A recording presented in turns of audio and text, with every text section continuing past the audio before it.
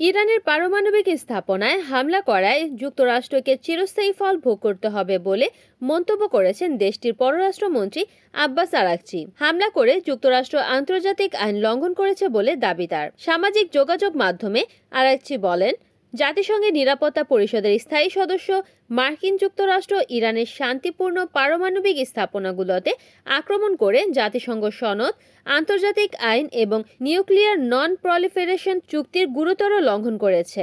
আজকের এই ঘটনার জন্য তাদের অত্যন্ত ভয়াবহ এবং এর চিরস্থায়ী পরিণতি ভোগ করতে হবে। জাতিসংঘের প্রতিটি সদস্যকে এই অত্যন্ত বিপজ্জনক, আইনহীন এবং অপরাধমূলক আচরণের জন্য সতর্ক থাকতে হবে।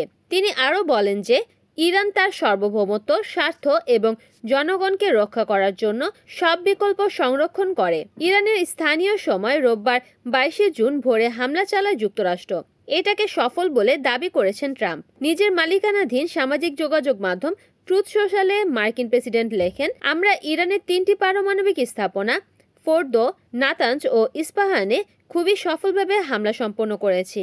সব বিমান এখন ইরানের আকাশসীমার বাইরে। ইরানের পারমাণবিক এজেন্সি এই হামলাকে জঘন্যতম বলে আখ্যায়িত করেছে, তবে ক্ষয়ক্ষতির পরিমাণ বেশি নয় বলে দাবি করেছে তারা। দেশটির পার্লামেন্ট স্পিকার মোহাম্মদ বাঘের গালিবাফের উপদেষ্টা মাহাদি মোহাম্মদী বলেছেন, ফোর্দোতে মার্কিন যুক্তরাষ্ট্র হামলা চালাতে পারে ইরান আগে থেকে জানতে পেরেছিল।